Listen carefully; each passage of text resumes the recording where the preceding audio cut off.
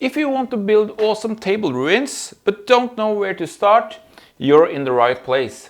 Today I'm going to show you the essential tools and materials I use to bring my terrace pieces to life, quickly and easily.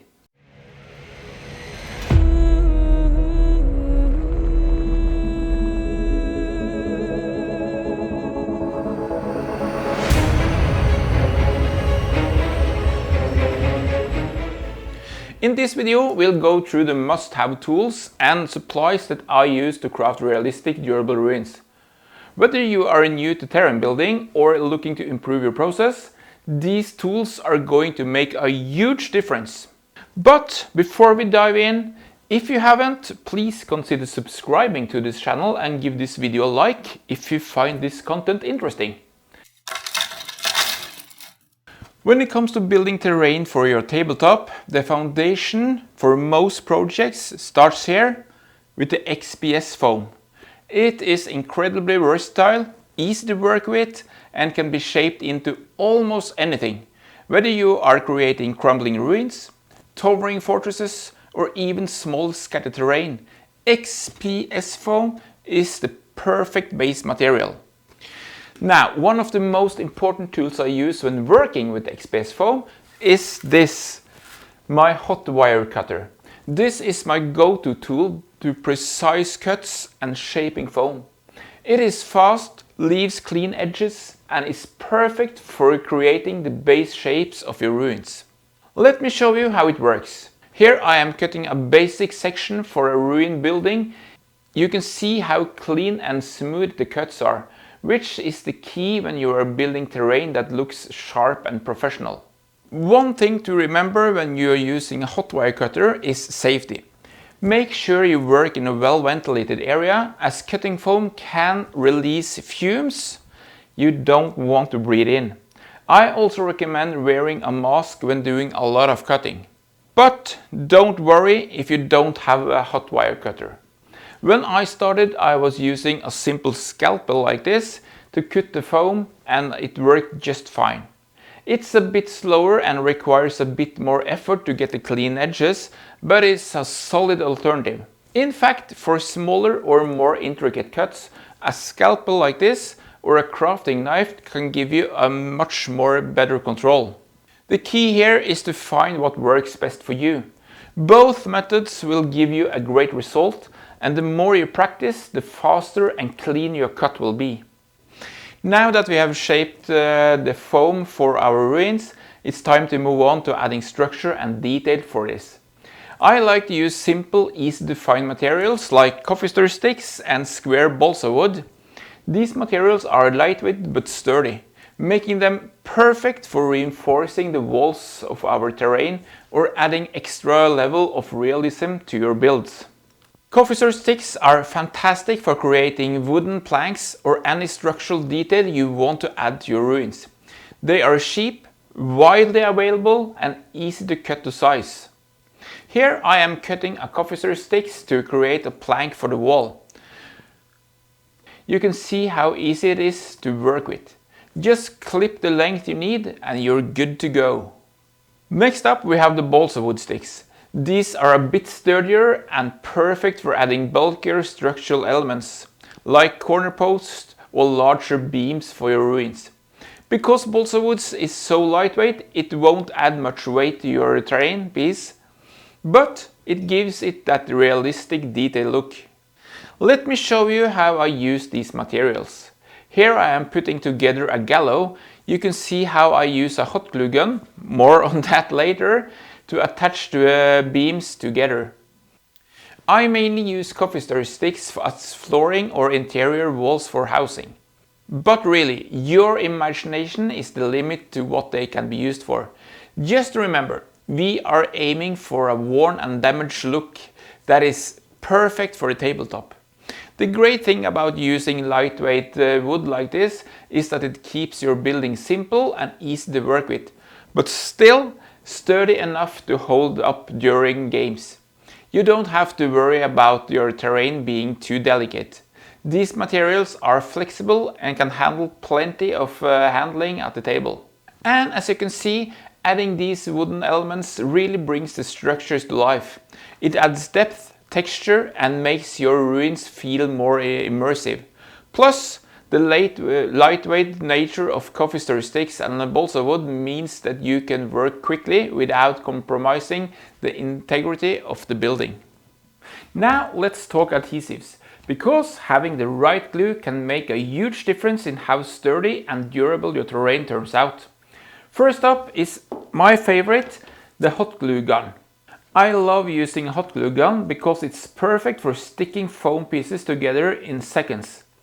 It dries fast and holds everything in place without much effort, which is great when you're building large structures like walls or platforms. Here I'm using a hot glue gun to attach two walls together. You can see how quickly the pieces bond, allowing me to move on to the next part of the building right away. Just be sure to work quickly before the glue sets. And watch out for your fingers. It's called hot glue gun for a reason. Next, let's talk about a material you might not think of, paper tape. I use paper tape to wrap around edges or bind foam and cardboard together. It adds a layer of stability to your build, especially if you're dealing with seams or joints that need reinforcement. Here I'm taping a seam between two thick paper parts. This not only strengthens the joint but also smooths out the transition between pieces, giving the terrain a more finished look once it's painted. Paper tape is also great for covering rough edges or creating a texture surface that can help add realism to your terrain when it's painted. For more detailed work, like attaching smaller details, I switch to regular glue or tacky glue. These dry slower, but that's actually a good thing when you need a little extra time to adjust or reposition smaller elements. Here I'm using white glue to attach a smaller piece to the structure. You can see how the slower drying time allows me to fine-tune the placement. Tacky glue works similar, but with a slightly thicker consistency, which is great for more intricate pieces or where you need a stronger hold. So, depending on what you're working on, whether it's a large structure that needs quick adhesions or smaller detailed work, there's a glue that's right for the job. Having a range of adhesives like this in your toolkit will make your builds easier and more durable. Let's talk about one of my go-to materials for terrain building: cardboard, like this, and thick paper. These are perfect for creating floors and walls that are both sturdy and easy to work with. I often use thick paper like this to construct the basic structure of walls and floors. On the inside of the wall I glue coffee stir sticks to create that wooden rustic interior. Then on the outside I'll add tiny bricks to give it that authentic weathered look. This gives you a solid, realistic surface that can handle both play and display. Thick paper also makes a great material for roof shingles. While I don't have a video to show you on that yet, it's something I highly recommend if you want to add a detailed, layered look to the roof of your buildings. Now let's move on to the tools. I use these clippers to cut coffee stir sticks and other small materials. They're incredibly handy and making a quick, precise cut, whether you are trimming wood or adjusting a small piece of foam. I also use a pair of tweezers. I actually have quite a lot of them when working with the tiny details like picking up small XPS foam bricks and gluing them onto the outside of the thick paper. This tool gives you precision and control, especially when dealing with delicate parts of the build.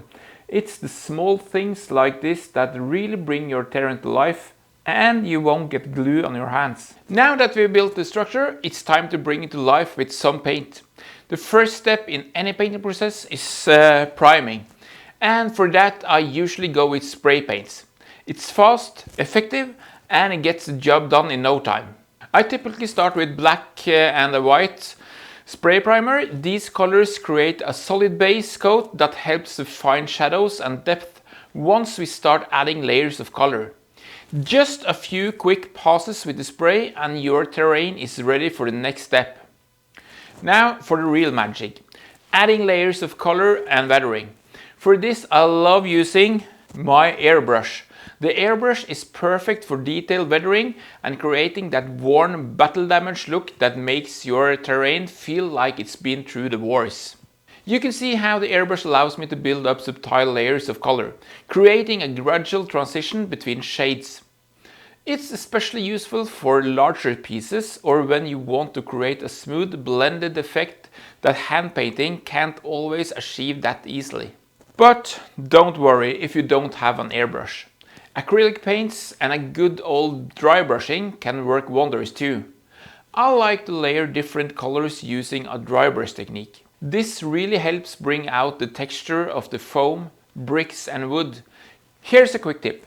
When dry brushing, use a light touch. Load your brush with paint, then wipe off most of it before gently brushing across the surface.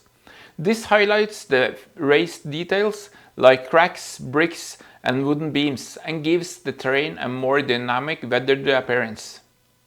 Whether you are using an airbrush for smooth blends or a hand painting with dry brushing for added texture, both techniques will give your terrain a unique worn look that's perfect for the tabletop. And there you have it, my essential tools and materials for building tabletop ruins. Whether you are constructing towering fortresses or small crumbling structures, these items will help you create terrain that looks amazing and fun to play on. Let me know in the comments what your go-to materials are for terrain building or if you have any tips to share. And as always, if you enjoyed this video, please give it a thumbs up and don't forget to subscribe to Free Table Corner for more tabletop building tips and tutorials. And if you want to see a full terrain build video, I recommend that you watch this or this one here next. See you in the next video. Bye!